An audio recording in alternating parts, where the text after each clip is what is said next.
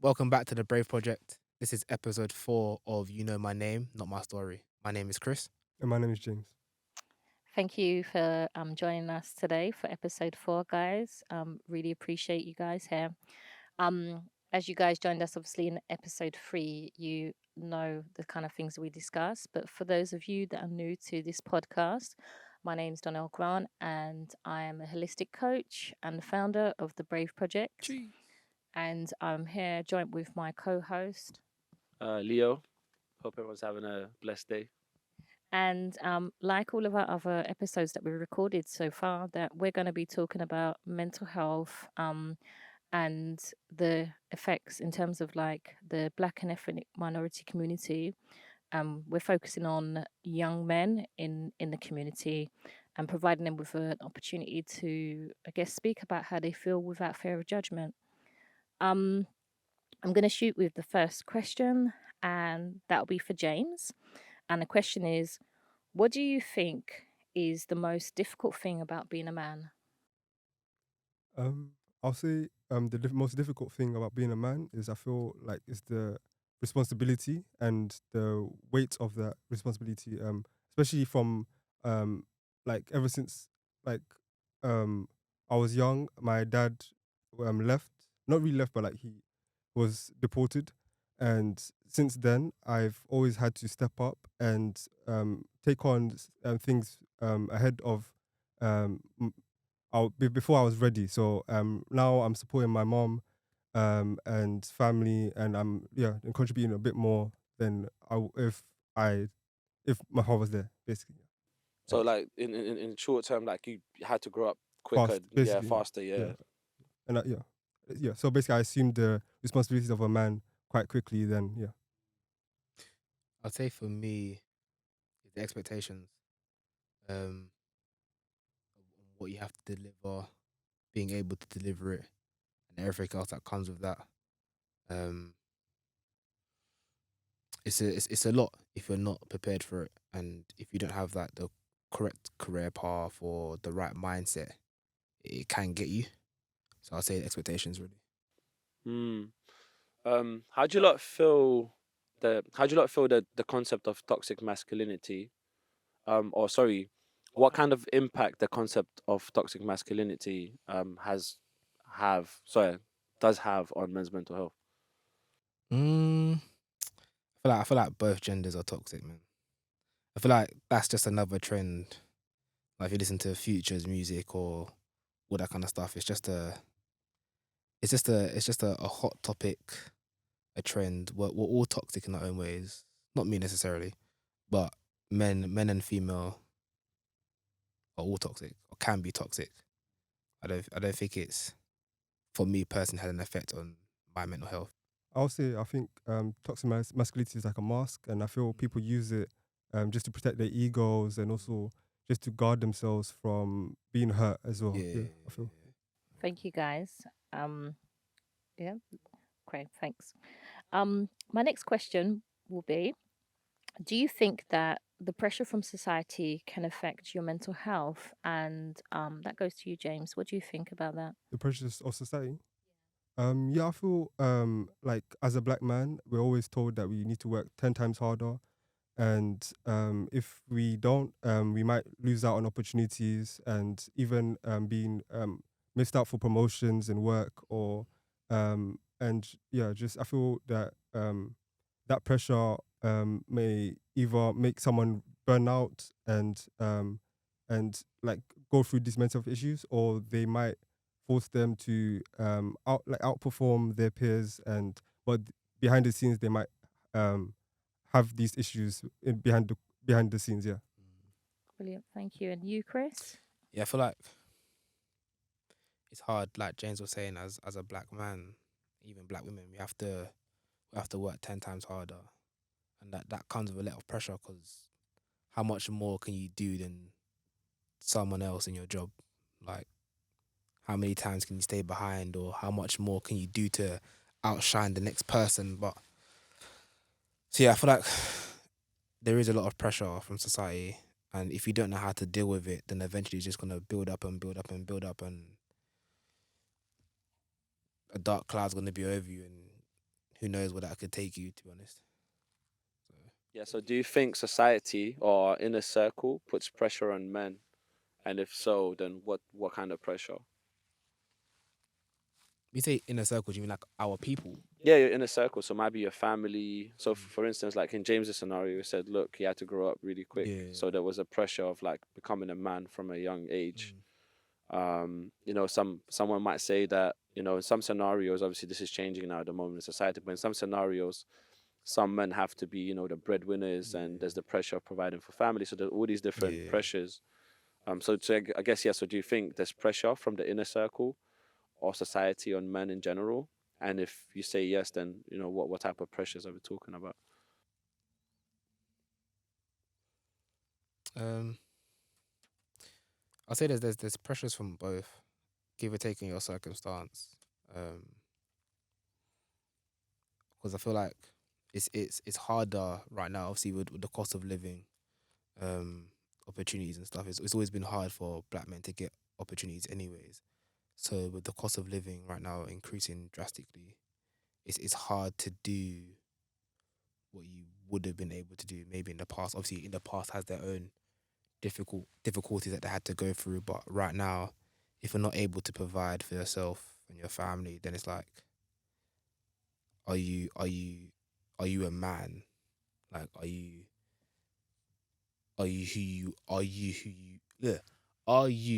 who you are meant to be?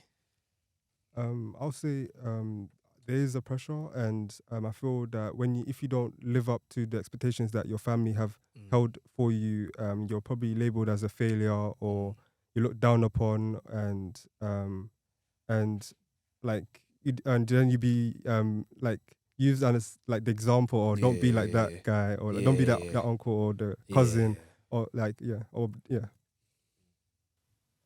Thank you, guys. My next question will be, what is, should I say? Do you think your upbringing can affect your mental health? And I'll start with you, James. Do you think what's your thoughts on that in terms of how you were raised? Do you think it could have an impact on your mental health? I'll say like growing up, I'll say when I was younger, when both parents were there, I feel like I was like a happy-go-lucky child, and I was just like very happy and very bliss. But I feel like when my father left, that's when I think things have kind of changed, and I became a bit more aggressive, and a lot of like things happened in schools. I started to get into school fights, and a lot of things started to happen, and I started to keep things to myself and not share too much. And I feel that if things were different, I think I would have been a different person to who I am today. And I feel like I needed to go through those things to where I am now, which is I'm more like I feel like that all this experience has helped me to become the person I am today. And yeah. And over to you, Chris. Um, I guess I was fortunate enough to be brought up with both parents. Mum and dad still around. I still live with both my parents. Um, but I feel like there's a level of expectation because having an older brother who was doing things at the age that I guess my dad would want us to do. So, for example, my brother getting a decent, like an apprenticeship at 16 and working his way up in the trade was what my dad envisioned for us. Whereas for me, it was football, football, and not necessarily have a plan B, as they call it, because my dad would be more focusing on your football career ends at 18 rather than allow me to live out the dream and keep on going. So I say, even though I had both parents, it came with its own expectations and its own pressures. But with that being said, it like James said, it allowed me to become who I am because I built up the voice to say, no, I'm going to do what I want to do. I'm going to be who I want to be when it's my time. I'm not going to just do something for the sake of doing it or doing something because you wanted me to do it. I'm going to do it for myself and be my own person. Mm. So the next question is: when it comes to mental health, do you think that a black person is taken less seriously in terms of needing support compared to other races? Yeah, I still think it's a trend. I still feel like it's a trump card. I feel like if a black person says, "Oh yeah, but my mental health," it's like, "Oh yeah, but every other black person says that." But if a white person does it, then it's like, "Oh no, we got to listen to him." Or sorry, a white person does it, we got to listen to him or her because this could be true. Like you see it in a lot of like when crime goes on, like when crime goes, like when a crime happens, you will get the black person's profile, full name, history, full face picture, everything immediately. When it's a white person, it's like, oh, this 13-year-old person or 40-year-old person from this family, you won't see the person's face, but it'll be, oh, there's this, or if you do see the person's face, it's a family photo. It's never a mug shot, or it's never like them at the actual scene. It's always it's always portrayed differently. So I feel like it's just a trump card for us. I mean, it's never going to be taken, not never going to be taken serious. It will be taken serious at some point, but for now, it's still a trump card. Yeah, I'll say from me, during law school, there was a time where I was experiencing a lot of difficulty, and I was actually got to a point where I was very depressed, and it was very visible. And there was a few people that kind of saw the state I was in, and instead of like the fact that they noticed, they could have came and asked, how are you? But instead, they kind of giggled or they made like just little jokes, and I feel that if they could do that, it shows that like men's health don't really matter basically. And like if it was someone that they knew, then they would have probably came and then asked, "How are you?" Yeah. Thank you, guys. My next question to you guys would be: how do you cope with adversity, and what advice would you give in terms of coping with adversity? And that's for you, Chris. I For me, I'm able to kind of take myself out of a situation and put myself in someone else's shoes and view it from a different perspective. So if I'm going through something, I think, okay, like, why has this happened? What's the reason for it happening? And then I kind of live by like 3 rules. If I can't control it, I can't change it. It is what it is, and everything's in God's hands. So if I can't control it, then there's no point stressing about it or trying to deal with it because it's out of my hands. If it was meant to be for me, it would be for me. And at the end of the day, it's God's plan for me. So whenever I go through something, I try and remember those 3 rules and just go around that really. Thank you. And let me just kind of elaborate on the word adversity. So basically, something unpleasant, or I guess, yeah, when things go wrong. Yeah. Me personally, I try not to. I just follow the concept of not crying over spilt milk. And like if something do not go the way I planned, and I just don't allow it to affect me personally, I just look at it objectively and try to find like a solution. I'm always very optimistic. People have always said that I'm someone that's very positive. So I feel like having a positive mindset will help you get through no matter what adversity you have. Yeah, for sure. Do you guys know what secondary trauma is? No. You haven't heard of it? I guess I'll just read out the definition and we move on to the next question. There's a reason for why I'm asking that anyways, but secondary trauma means that although the original, which is the primary trauma, happened to someone else, it says the impact it's having in your life is traumatic for you as well. So it doesn't mean it's any less significant than any other kind of PTSD or any easier to deal with. So, for instance, if you got a friend that's been through a traumatic experience, even though it didn't happen to you, you can still experience secondary trauma because that's someone you care about, and that's someone you love as a friend, and their experience is impacting you because you care about them and you have empathy for them. Have you got any thoughts on that, on the secondary trauma thing? I agree that it's a thing. I can see it being a thing. I can't say I've necessarily experienced it myself. Or it could be in relation to your family members, your mom, your dad, something that you've seen them go through, and it could impact you. Not that you've gone through it, but seen them go through it. Maybe I just don't know it. I don't, at this stage I couldn't say. But maybe somewhere down the line I might be like, oh, do you know what? The reason I'm like this is because that this happened. Maybe, but right now I couldn't think of a situation where that has happened. I'll say for me, I'll say it's a family member.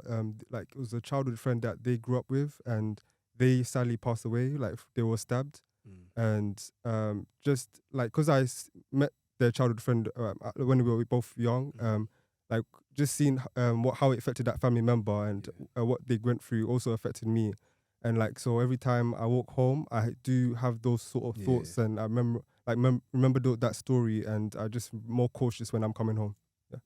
The last one to close with, and it's not necessarily controversial, but there is a lot of conversation around it.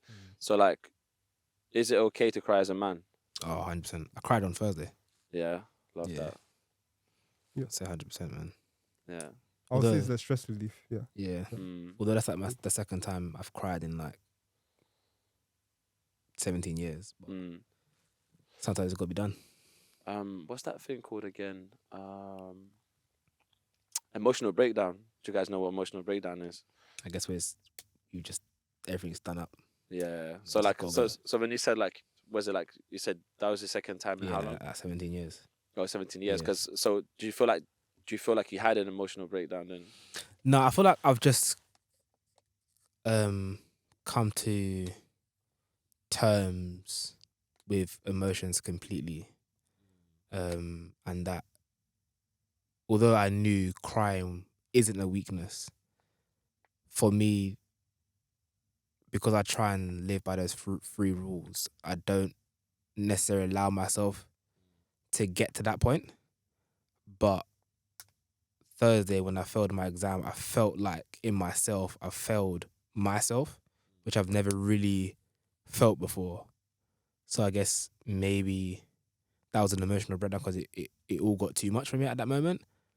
But yeah, to answer your original question, I think it's a good thing that men cry because it helps you get through things, man. I mean, it's a way of expressing yourself. It's a way of venting, and it's a way of just dealing with it at that time. But yeah. So just before I move to you, James, so like for me, for example, I've had like an emotional blockage from when someone's passed away. Yeah. And that was like the last time I cried. So I've been in moments where like I feel like I want to cry, but I just can't let it out. Yeah. And it's interesting because going back to the emotional breakdown, I used to experience that once in a while. And even though it feels like it's a horrible thing at that moment. Yeah. But like the next day or the day after, it feels there's like a sense of relief because it's kind of like done. Yeah, that's why I asked the question. But yeah, what about you, James? I'll say like during my teen years, I kind of like it was very rare or I never really cried. But I'll say right like in my now like more recently, I've been more open to just cry or sometimes even for happiness, like just cry out of happiness and just express my emotions more and better than when I was younger. I feel like having my missus has allowed me or given me that safe space to cry, to be fair. Cause when I was younger, I always used to say that my tear ducts are dried up. I don't have no tears in me. Like I wouldn't, because I don't even cry over death or anything. That might sound a bit crazy, but I don't cry when someone's died. Although I have a positive spin on that, I always feel like now that a person's died, it's on me to live out my life for them, to become the best version of myself for them. But up until having my missus, who I guess expanded my open space, and seeing her be vulnerable allowed me to be like, you know what? Yeah, it's okay. Well, it's good. This is just be your true self and let yourself be. And yeah, cried for the second time in about 17 years. Thank you guys for today. Just I guess to close, I just want to kind of remind you and remind those who are watching that, You know, if you share something, if you have something, excuse me, that you're ashamed of, but you share it in a safe space, that shame dies because that person you're going to share it with has their own story and they can guide you through it. For instance, we all have family members here, you know, who have been sectioned, maybe brothers, sisters, parents, aunties, uncles. We all have family members that have been abused that we might not be aware of, or have gone through things like divorce and separation. But, you know, we all have a story. And if we share our stories, that shame dies. And Facts. yeah, that quote is from Shaka, who is, you know, a mental health advocate and does a lot of things in the mental health space. So I want you guys to take that. And also, if you are triggered by anything that you hear from this podcast, there is help out there. You know, you can contact the Samaritans or go into the Brave Project's social media space. And there's a number of organizations that you can contact for help and support. Yeah, so thank you. Thank you, guys. Thank you, Leo. Thank you, James. And thank you, Chris. Really Like, appreciate comment, you. subscribe, comment your traumas, all that good stuff. Or comment your situations and we might be able to help. Thanks for having us. And also thank you for having us.